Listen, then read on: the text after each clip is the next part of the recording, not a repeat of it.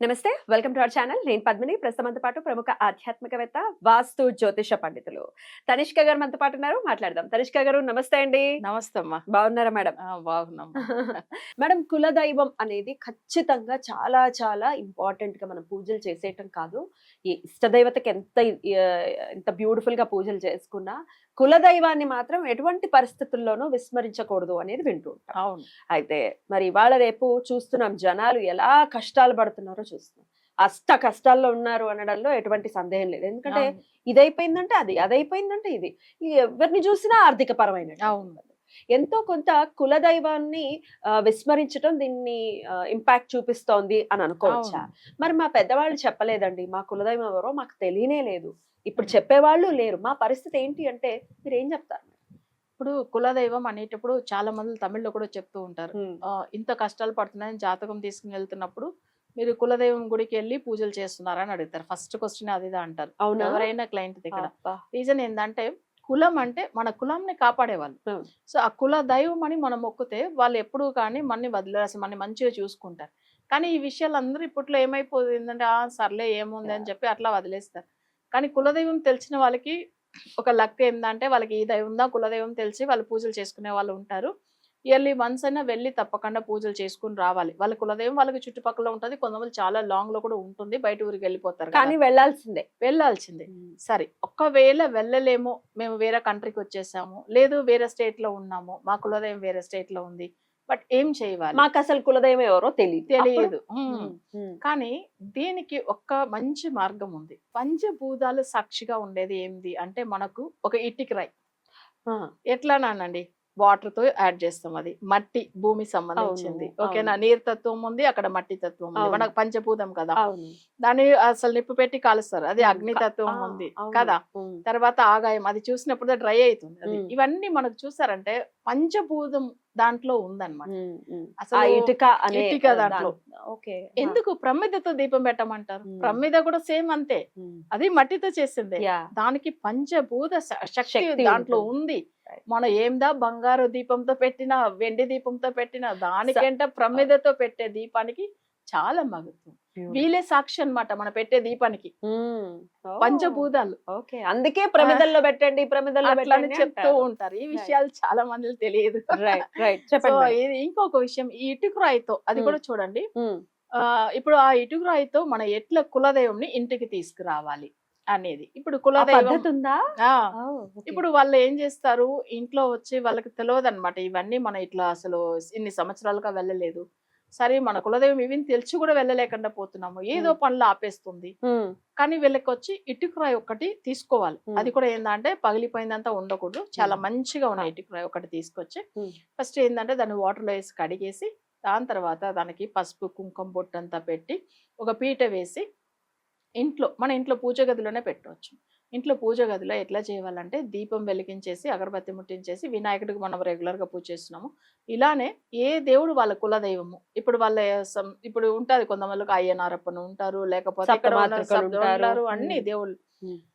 నేను ఇన్ని సంవత్సరాలు మిమ్మల్ని మొక్కలేదు. అసలు చాలా అంటే మేము తెలవకుండా తప్పు చేసిన దానికి క్షమించండి అని చెప్పి, ఆ దేవుడి దగ్గర వాళ్ళ పేరు చెప్పి కోరుకుని, వాళ్ళ కులదైవం పేరు చెప్పి కోరుకున్న తర్వాత వాళ్ళకేందంటే ప్రసాదం చక్కెర పొంగల్ ఏదైనా ప్రసాదం స్వీట్ చేసి పెట్టాలి. హ్మ్. ఇవి పెట్టిన తర్వాత వాళ్ళకి తప్పకుండా వాళ్ళ కులదైవం బ్లెస్సింగ్స్ అయితే దొరుకుతది. ఇప్పుడు ఈ ఇటుక రూపంలోనే వాళ్ళ కులదైవం ఆ! తెలిసినా, తెలియకపోయినా ఆ! అందులో ఉంది ఆ అని దైవం అని నమ్మాలి. నమ్మాలి. రైట్.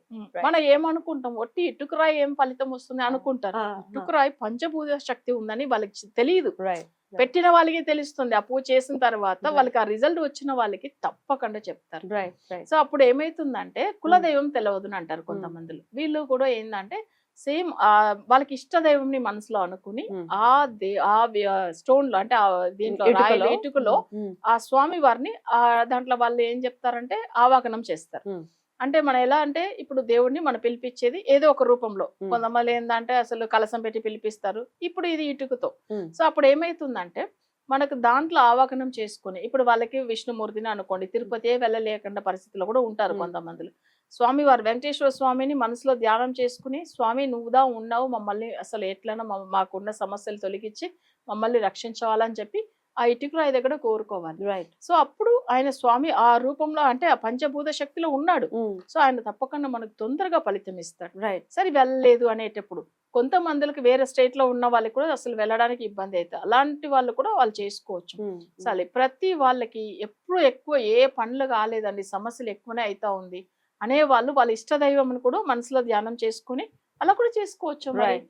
సో తప్పేం లేదు కదా అట్లా.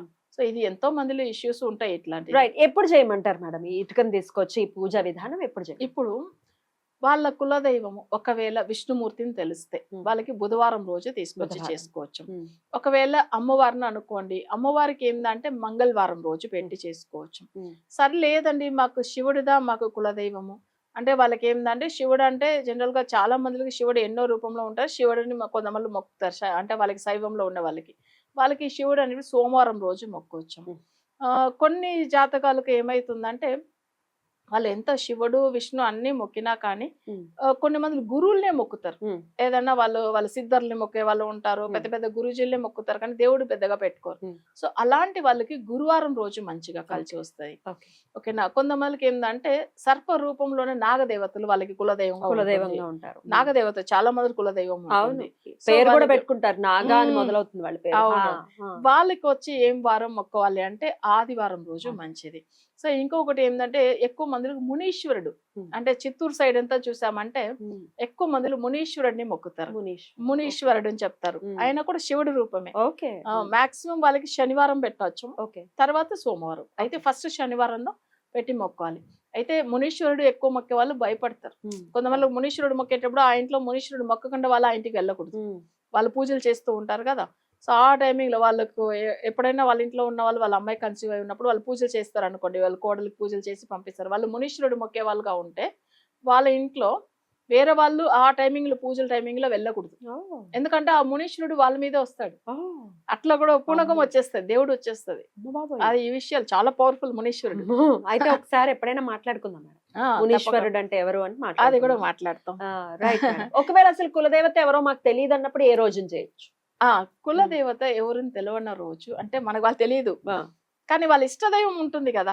కంపల్సరీకి ఎవరికి ప్రతి ఒక్కరికి ఏదో ఒక ఇష్టదైవం. ఇప్పుడు నాకు కృష్ణుడు ఇష్టము, గురువారం అంతే. ఆయన గురు కదా, అంతే.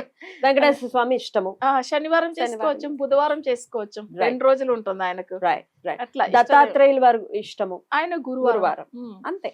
కొంతమందికి ఏంటంటే కొన్ని తిథిలో కూడా స్వామి వారిని మొక్కొచ్చు. ఇప్పుడు మీరు అనేట్టుగా ఇప్పుడు ఆ ఇటుకరాయి తీసుకొచ్చి మనం పెట్టుతున్నామంటే విష్ణుమూర్తి ఎక్కువ ఇష్టం అంటే ఏకాదశి తిథిలో మొక్కొచ్చు. 2 ఏకాదశులు వస్తాయి చక్కగా, నెలలో 2. సో ఎవరైనా కానీ నిజంగా ఆ స్వామి వారిని దాంట్లో ఆవాహనం చేసి తను ఉన్నారనే నమ్మకంతో చేయాలి. మరి ఆ ఇటుక ఎన్ని రోజులు చేయమంటారు ఇట్లా పూజ? ఇప్పుడు వీళ్ళు వచ్చి ఏంటంటే ఒక విష్ణుమూర్తి గురించి మనం చేస్తున్నామని అనుకోండి ఎగ్జాంపుల్. ఇప్పుడు ఒక బుధవారం పెడతాం, అది వచ్చి 5 బుధవారం అట్లా మొక్కి దాని తర్వాత తీసుకెళ్లి ఏంటంటే నదిలో ఎక్కడన్నా తీసుకెళ్ళి వదిలేసి రావచ్చు. అయితే బయట ఎక్కడ మంచి నదిలో వదలాలి, ఇక్కడ చుట్టుపక్కల ఉండేది ఎంత కాదు. ఎందుకంటే దాంట్లో పారే నదిలో అంటే జీవ నదిలో వేయాలి. అది చేయవచ్చాము. వాళ్ళకి కులదైవం ఒకవేళ సంవత్సరంలో లేదని 5 రోజులు చేయలేదు, ఒకే రోజు చేస్తుంటే కూడా పర్వాలేదు, తీసుకెళ్లి ఈ రోజు చేస్తామంటే నెక్స్ట్ డే తీసుకెళ్లి వేసేయచ్చు. అంతే. ఎందుకంటే ఒక రోజు ఫుల్ గా ఉండాలి, ఆ రోజు నైట్ అంతా కూడా ఉండాలి. మనకేంటంటే ఆ 24 hours లో మనకు ఆ విషయం అయితే మనకు ఆ ఫలితం ఉంది, అసలు మన డ్రీమ్ లో కూడా తెలుస్తుందండి. నువ్వు నాకు మంచిగా పూజ చేసావు అట్లా కొంచెం బ్లెస్సింగ్స్ కూడా ఇస్తారు వాళ్ళు, అది తెలుసు, సంకేతం కూడా ఉంటుంది.